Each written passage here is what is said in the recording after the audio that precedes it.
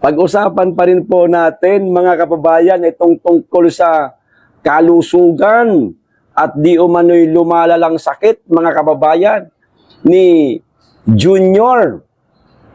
Pinagtatalunan, pinag-uusapan pa rin po ngayon sa social media. Hindi pa rin po matapos-tapos itong usaping ito, mga kababayan.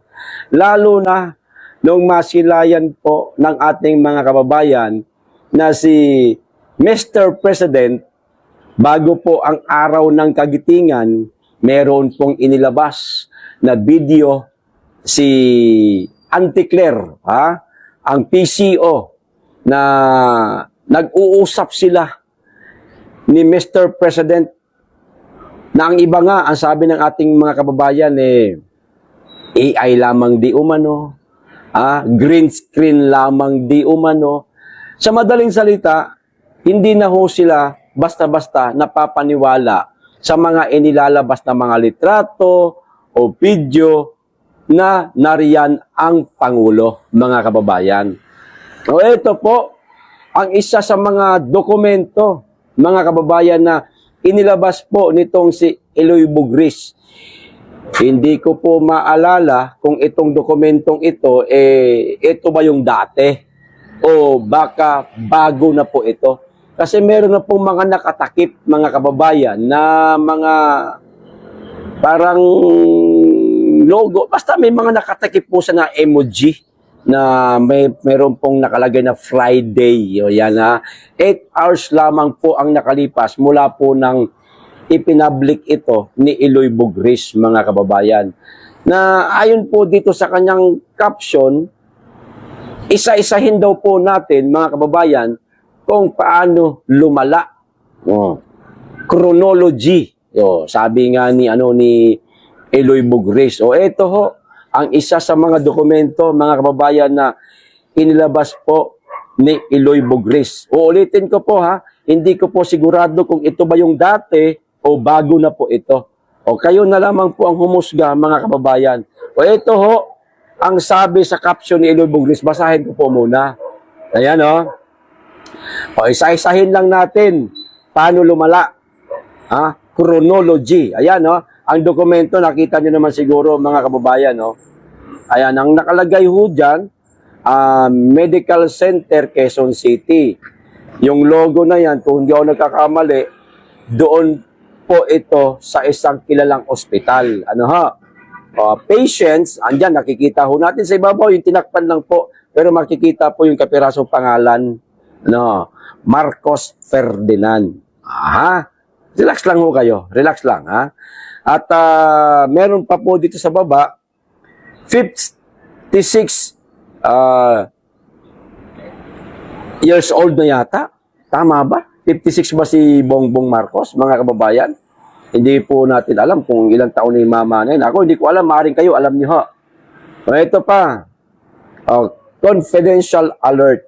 Medical, medical MD. Ayan, MD na ba ibig sabihin MD? Medical doctors. Ayan. Confidential ito, mga kababayan, pero na ilabas po ni Eloy Bugris. Hindi ho natin malaman kung saan galing itong dokumentong ito. Pero sa palagay ko nga, parang ito pa rin yung dati. Pinagtatakpan lang po nila, mga kababayan, yung mga pangalan, pero meron pong kaunting nakausli. Ito ho, mga kababayan, ang nakalagay ho rito sa mismong dokumentong ito, impression, di ko nga alam kung dati pa ito, pero babasahin ko na lang po. Severe sigmoid diverticulitis with perforation and intensive mesenteric piligmon. Hirap basahin ng mga pang-doktor ng mga including clinical deterioration, mga kababayan. Urgent, ito, urgent surgical consultation recommended, mga kababayan. For possible Hartman's procedure or percutaneous drainage, yung daluyan. Urgent surgical di umano, mga kababayan.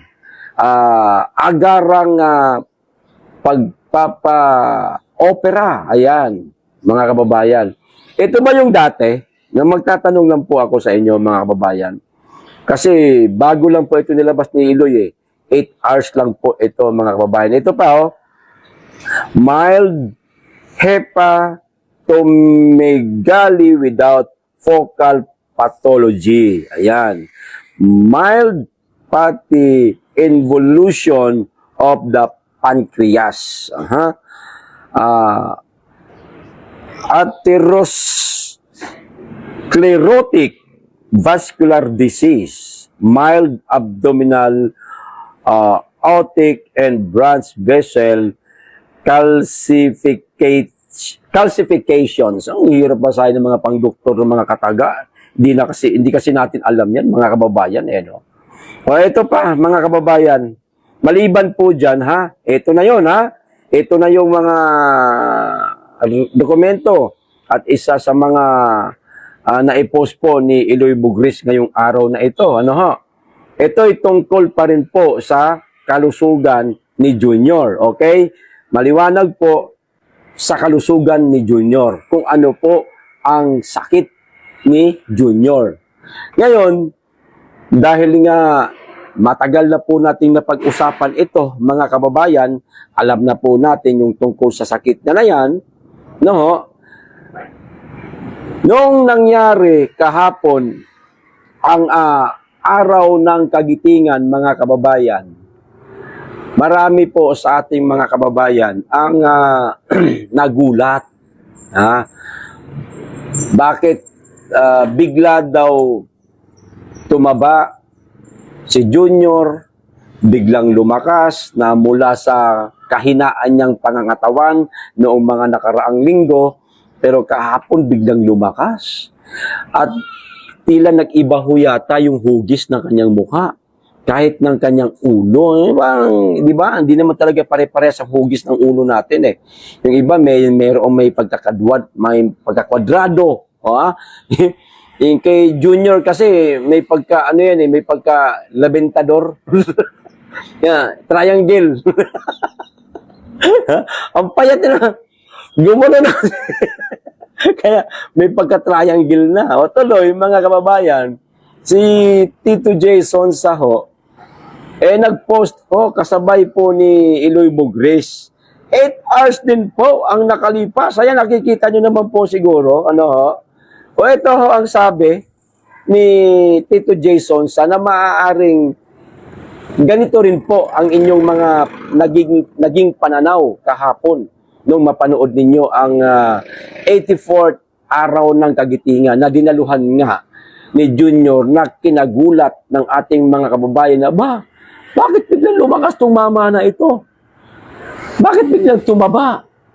Ito po ang reaksyon ni Tito Jason sa basahin ko po Ang bilis talaga ng recovery ni President Bongbong Marcos sa kanyang sakit na diverticulitis at ang bilis niyang tumaba.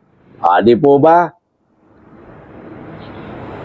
Ang sinabi po kanina ni Iloy Bugris, sakit ni Junior na diverticulitis. Ganon din po ang sinasabi ni Tito Jason sa.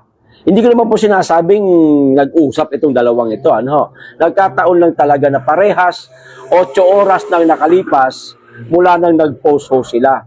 At patungkol pa rin po sa sakit ni Junior na diverticulitis. Okay? Ang bilis daw tumaba, mga kababayan, at ang bilis ng recovery, ba? Nakakapagtaka nga naman, mga kababayan, ito pa. Nabasa ko rin sa social media at maging sa isang dyaryo, na mayroong mga haka-haka na may stage 4 colon cancer.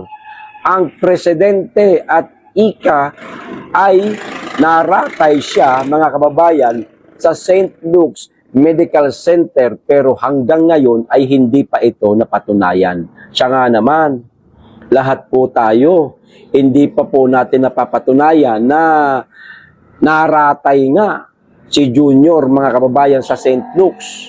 Haka-haka, pagdududa lamang po nating lahat yan.